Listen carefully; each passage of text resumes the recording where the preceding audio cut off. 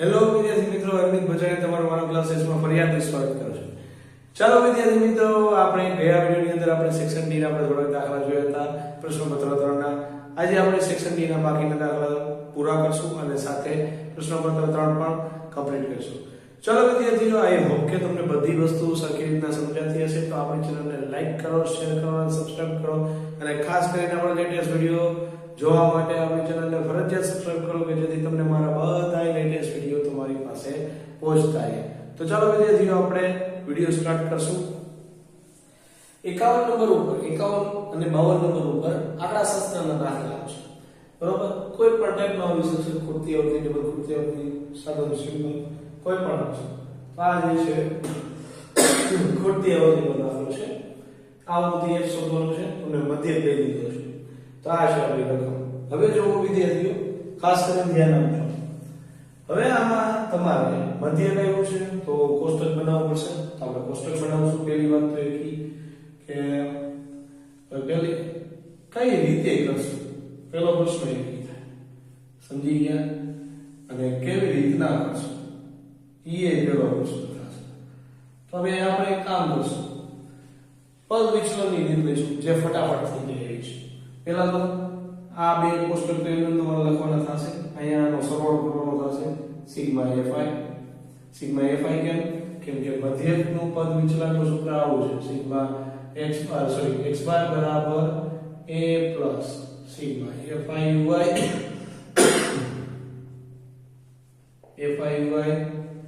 અને છેદમાં sigma fi એને ગુણ્યા h. ચાલો, હવે સિગ્મા fi હવે આનો સરવાળો જો 13 ને 7 20, 20 ને 9 29, 29 માં 6 35, 35 ને 5 40, 40 ને 4 44. તો 44 પછી પ્લસ આ જે f છે એ તમારે f લખવું પડશે. હવે ત્રીજી લાઈન જે છે શું આવશે? મધ્ય કિંમતની આવશે. શેની આવશે? મધ્ય કિંમત, જેને આપણે કહીશું x સાઈન. તો મધ્ય કિંમત કેવી રીતે શોધવાની? આ બેનો સરવાળો કરો, એને ભેગા 2 કરો. વધર સીમા ઉધ્વ સીમાનો સરવાળો 11 ને 13 24 થશે. 24 ભાગ્યા 2 કરશું એટલે 12 આવશે. એવી રીતના 13 + 15 28 ભાગ્યા 2 એટલે 6. તમારે પહેલા 2 ની ગણતરી કિંમત શોધવાની. પછી જો તમને ગેપ મળી જશે, 2 નો ગેપ, તો આમાં 16 આવશે, પછી આમાં 18 આવશે, આમાં 20 આવશે, પછી આમાં 22 આવશે, આમાં 24 આવશે. ચેક કરવું હોય તો કરી શકો છો. જો અહીંયા 16 છે, આ બેનો સરવાળો 32 છે. 32 ભાગ્યા 2 16 તો 32 થઈ ગયા. આનો 36 થાય, 18 તો 36 એવી રીતના. ચાલો, હવે uy બરાબર x sin - a છેદમાં h. હવે ધ્યાન આપો, a ક્યાં થાય? પહેલી વાત તમે એ કોઈ પણ જગ્યાએ ધારી શકો. સરળ કયું એવું તમને સમજાવું.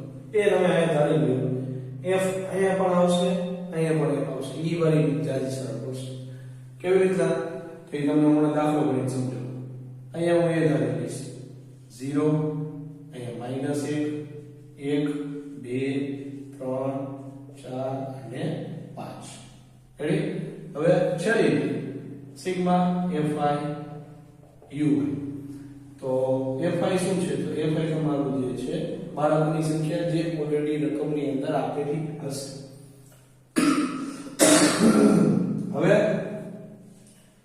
7 - 1 તો -7 થશે. ગુણાકાર 6 ગુણ્યા 0 એટલે 0, 9 * 1 9, 13 * 26, 3 ગુણ્યા 1 એટલે 3f, પછી 5 * 6 20, 4 + 4 ને 20. હવે અહીંયા એનો સરવાળો સિગ્મા fi ને uy. હવે જો પેલા તો 9 માંથી 7 બાદ કરી નાખો એટલે 2 વધ્યા. ઈ કામ પૂરું. એટલે અહીંયા 2 બરાબર આવે તમારે 20 ને 20 40 માં તમે બીજા 20 ઉમેરો 66 ને 2 68 + 3f. કમ્પ્લીટ થઈ ગયું. આ છે તમારો કોષ્ટક કમ્પ્લીટ. કોષ્ટક કમ્પ્લીટ કરશો એટલે ડોટમાં પ્રમાણ થશે. હવે બધી સૂચિ કે ભાઈ x બાર બરાબર કેટલા છે? તો આ 18 લખો 18. એ બરાબર કેટલા છે? ચલો સિગ્મા fi કેટલા છે? તો 44 plus f sigma fi uy 68 plus 3f અને h વર્ગ લંબાઈ બે નું છે લખો 2. હવે આ બધી વસ્તુ અહીંયા મૂકી દો તો 18 બરાબર 14 પ્લસ સિગ્મા fi એટલે આ કિંમત અહીં મૂકો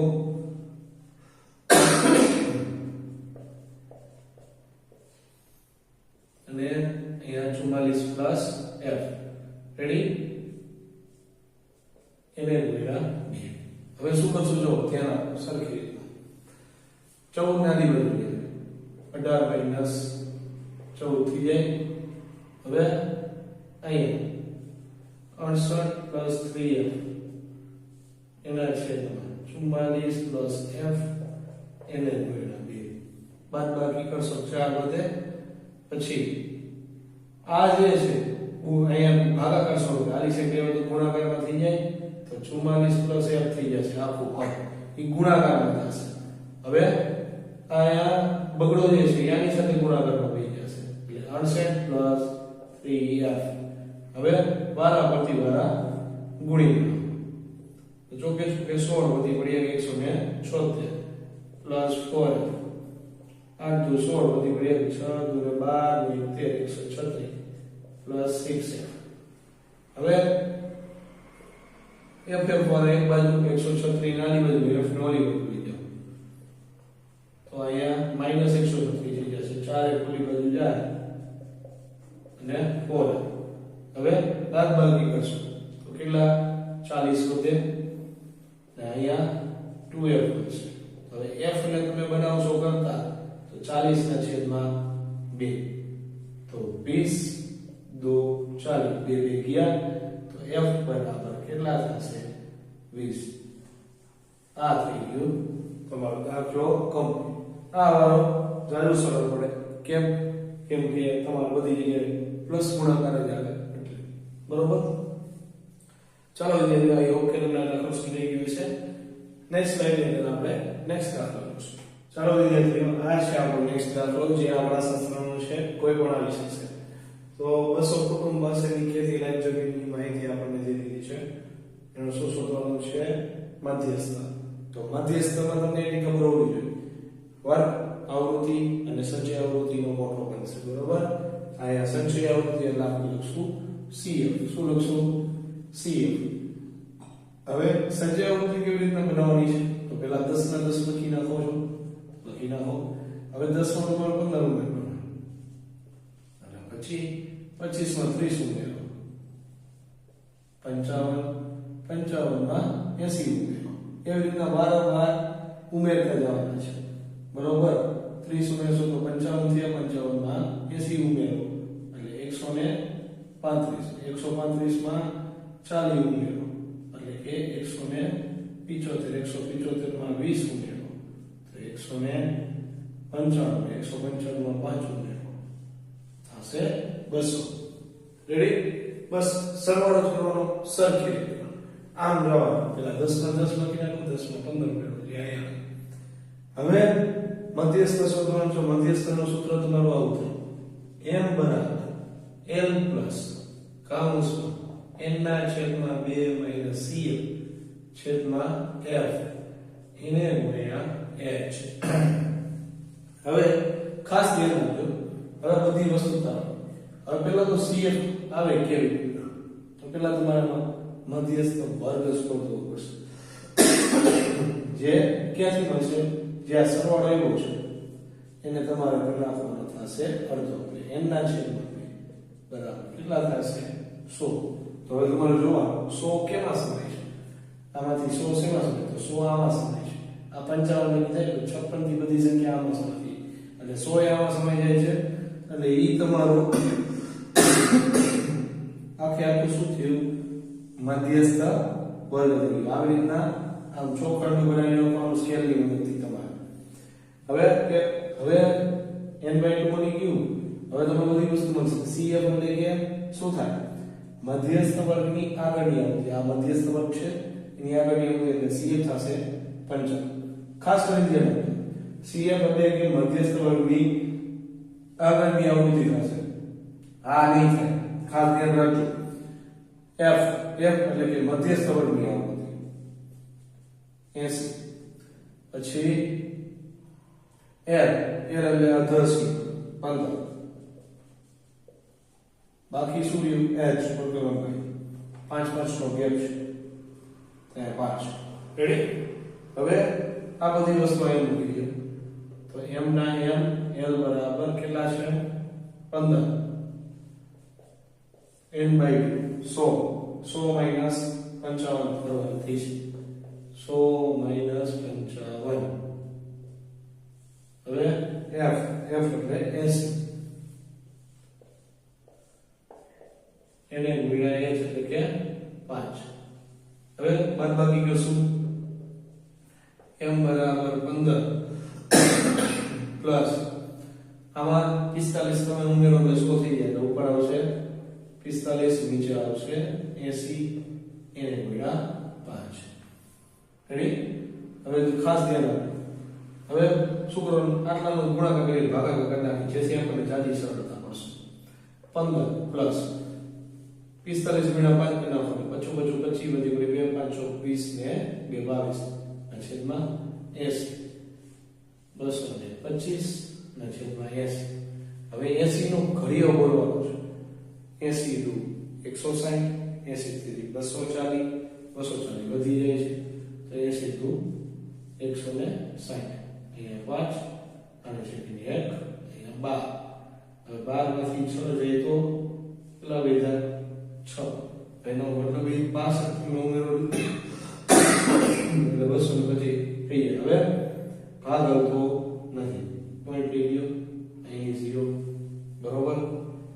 હવે ભાઈ પાછું 80 50 400 80 8 640 80 8 640 તો એ 10 હોય તો વળી પાછું એક મિનિટ વધે. હવે 80 એકા 80 અહીંયા 20 તો વળી પાછું એક મિનિટ વધશે. 80 દુ 160 વળી પાછું 40 લીધા અને 80 50 400. રેડી? એટલે કે તમારો જવાબ શું આવે? m બરાબર 15 અને આનો ભાગાકાર આવ્યો 1.8125. હવે આનો તમે સરવાળો કરશો તો m બરાબર 17 પોઈન્ટ કેટલા? 17.8125 આવશે. રેડી? ક્લિયર? ચાલો તો વિદ્યાર્થીઓ આ જે છે આવો તમને સેલો 4 માર્કનો દાખલો પૂછાય તો તમને આવડી જવું જોઈએ. ચાલો આપણે નેક્સ્ટ સ્લાઇડ ની અંદર સંભાવનાનો દાખલો જોશું. ચાલો વિદ્યાર્થીઓ આ છે આપણો નેક્સ્ટ દાખલો. એક પેટીમાં 5 સફેદ 7 લાલ 4 કાળા 2 ભૂરા દડા થયા છે. એમાંથી આપણે યાદી ચિત્રને પસંદ કરવાનું છે. એના ઉપર આપણે 4 સંભાવના દાખલા જોઈશું. હવે ખાસ કરીને મેં તમને શીખવાડ્યું હતું આગલા પેપરની અંદર પહેલા તો કુલ પરિણામોની સંખ્યા લખો. અને આપણે પહેલા લખી નાખશું કુલ પરિણામોની સંખ્યા કેટલી? 5 + 7 + 4 + 2 કેટલા થાય? કુલ 18 થશે. હવે પેલો દાખલો પેલા ઘટના એ ધારી 4 દાખલા છે તો 1 by 1 ઘટના ધારી. ઘટના એ સફેદ અથવા ભૂરા રંગના કેવા? સફેદ અથવા ભૂરા રંગના હોય. હવે તો એમાં સાનુકૂળ પરિણામોની સંખ્યા ગોતવાની થાય તો સાનુકૂળ પરિણામોની સંખ્યા એટલે કે જે તમારી ઘટના જે છે એના પરથી પરિણામોની સંખ્યા કેટલી થાય? સફેદ અથવા ભૂરા તો સફેદ અને ભૂરો આ બે 5 ને 2 કેટલા થાય છે? 7 થાય છે. તો આ બેનો તમારે સરવાળો કરી નાખવાનો થશે. સફેદ અને ભૂરાની વાત કરીએ તો 5 + 2 બરાબર કેટલા થશે 7. હવે P of A સૂત્ર એક જ વાર લખો, ત્રણ વાર નહીં લખશો તો ચાલશે, બાકી ત્યાં લખો સાનુકૂળ પરિણામોની સંખ્યા, સાનુકૂળ પરિણામોની સંખ્યા છેદમાં કુલ પરિણામોની સંખ્યા. અહીંયા આવશે 7/18. રેડી? હવે એવી રીતના બીજો દાખલો ધારી લ્યો ઘટના બી. હવે ઘટના બી શું કીધું છે? લાલ અથવા કાળા રંગનો હોય.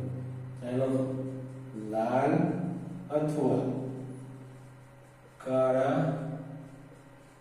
રંગનો હોય. રેડી? તો સાનુકૂળ પરિણામોની સંખ્યા,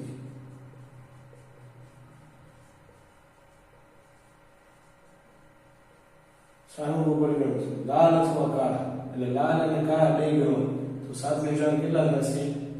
7 + 4 એટલે થશે 11. હવે P of B સૂત્ર લખવાનું છે. સૂત્ર પ્રમાણે કેવું બોલવું? સાનુકૂળ પરિણામોની સંખ્યા એટલે કેટલી છે? 11. કુલ પરિણામોની સંખ્યા 18. આ બીજો દાખલો. હવે ત્રીજો દાખલો. ત્રીજામાં ઘટના શું છે? ઘટના C.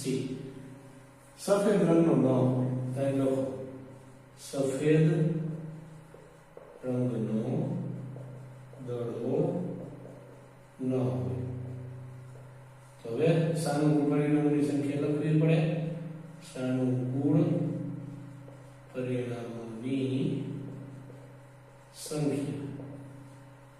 તો સાનુકૂળ પરિણામોની સંખ્યા તો સફેદ રંગનો ન હોય એટલે 18 માંથી કેટલા 5 બાદ કરી નાખવાના થાય. તો 18 - 5 કરો તો કેટલા મળે? 13 મળે.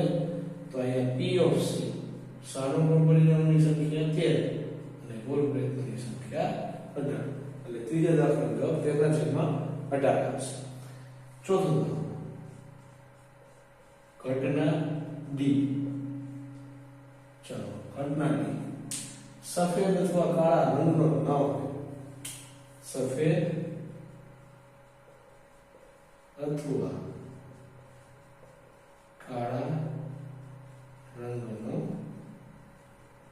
ન હોય. રેડી? તો લખો સાનુકૂળ પરિણામોની સંખ્યા.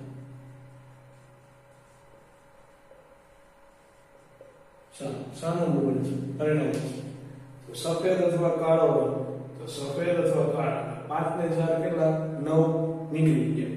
તો 18 માંથી તમારે કેટલા બાદ કરવા પડશે? 9 બાદ કરો તો 9 આવે.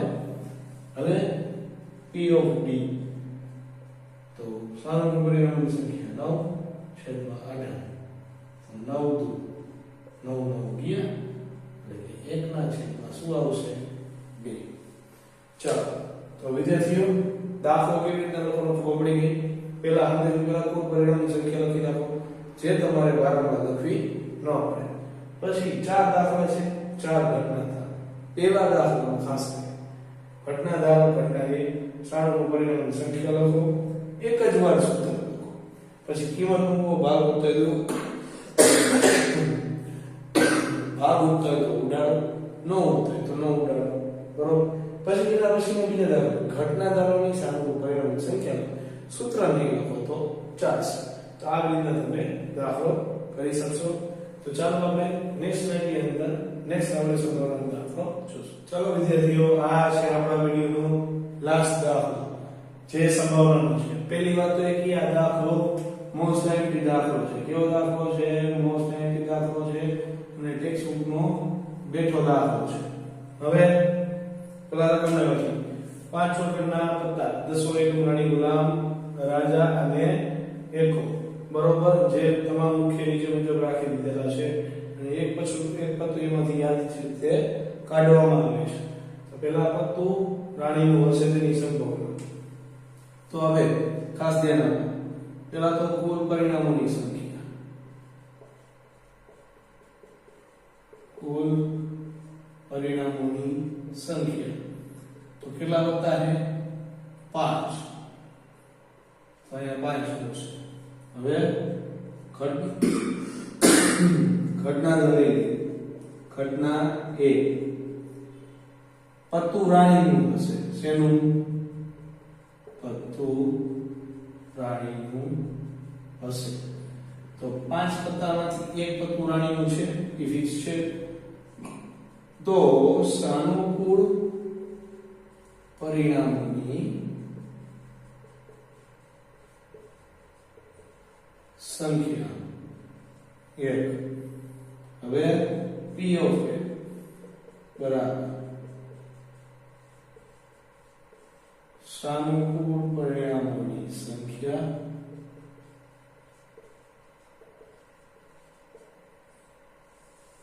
એના છે કુલ પરિણામોની સંખ્યા એટલે કે 1/5 હવે જો ખાસ ધ્યાન આ પહેલો દાખલો પતી હવે બીજો દાખલો શું કીધું જો રાણીને કાઢીને એક બાજુ મૂકી દેવામાં એક બાજુ મૂકવામાં તો કુલ પરિણામોની સંખ્યા એ બદલી તો અહીંયા તમારે કુલ પરિણામોની સંખ્યા 5 હતા એમાંથી કેટલા એક કાઢી નાખો એટલે 4 હવે બીજા દાખલા એમાં a વાળાનો દાખલો પહેલા આપણે કરવાનો છે a તો એમાં આપણે ઘટના ધારશું b શું કીધો છે એકો હોય શું છે એકો હોય તેની સંખ્યા તો આપણે હિસાબ રાણીને આપણે કાઢી દઈએ તો એકો તો તોય દીએ જ છે તો સાનુકૂળ પરિણામની સંખ્યા 1 થાય એને લખશું સાનુકૂળ પરિણામોની સંખ્યા 1 તો p of b બરાબર સૂત્ર પ્રમાણે ઉપર 1/4 હવે b માં શું દાખલો રાણી ઘટના c રાણી તો અહીંયા લખી શકી સાનુકૂળ પરિણામોની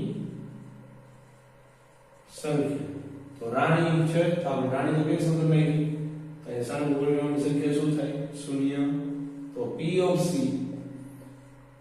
0/7 હવે c તો ચાલો વિદ્યાર્થીઓ અહીંયા તમારો આ દાખલો કાયદેસર રીતે પૂરો થાય છે તો વિદ્યાર્થી મિત્રો તમને જો આ વિડિયોની અંદર સમજાણું હોય તો આ ચેનલને લાઈક કરો શેર કરો અને સબસ્ક્રાઇબ કરો અને તમારા ભાઈબંધ મિત્રોને પણ શેર કરો કે જેથી એને પણ આ બધી વસ્તુનો લાભ મળી શકે તો આપણે વિડિયોને એન્ડ કરશું જય હિન્દ